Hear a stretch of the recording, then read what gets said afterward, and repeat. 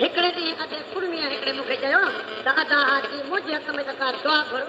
जो मूंखां कर्ज़ु कोन थो रहे मां छा कयां बनीअ जा ॿ टे जॾहिं बंदि कंदो आहियां कुझु गॾा गॾु करे थो रखां त वरी चोर कुझंदा वञनि क़ुर शरीफ़ ॿार ते रखां डब नथा छॾे हिकिड़ी राति में चुप चुप करे वञी चोर खे पकड़ियो चयो मां त अड़े बेशरम क़ुर शरीफ़ रखियो त नथो मुड़ी तंहिं मूंखे चयईं त तो वारो क़ुर होॾो मां हेॾो तोखे पढ़ियां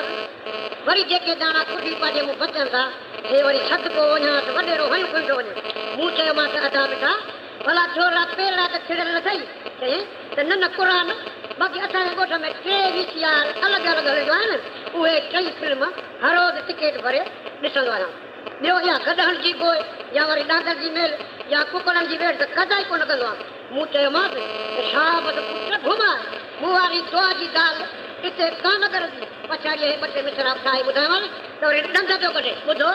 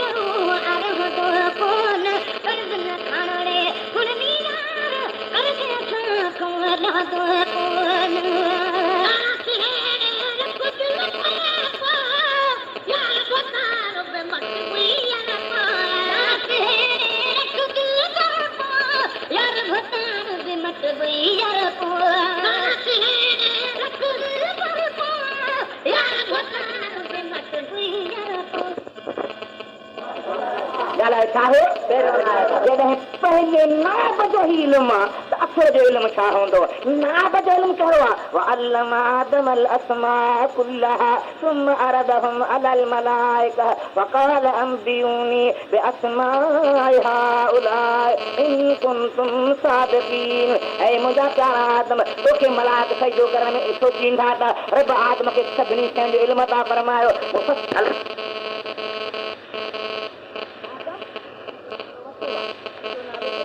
हिन जो नालो मस्ता हिन जो नालो प्यालो आहे हिन जो नालो अंबा हिन जो नालो लीमू आहे हिन जो नालो फलाणी थी आहे हिन जो नालो फलाणी थी आहे तफ़सील खे सोचो अल्लाह ताला पंहिंजे प्यारे आदम खे 7 लख ॿोलियूं सेखारियूं घणी बाबा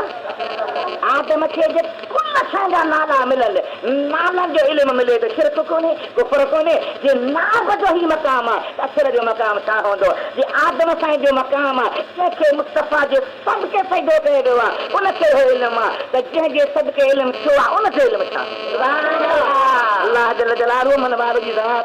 ते क़ुर पाक ते गौर कयो सुन्नी मुस्लमानो क़ुर तव्हांजो आहे हदीस तव्हांजी आहे दलील तव्हांजा आहिनि अल्लाह ताला हिदायत में बयान फरमायो आहे जेका सूरे बकर जी आयत नंबर 255 रसूल मन जल्लज़ी यशफ़अ इंदहू इल्ला बियअलम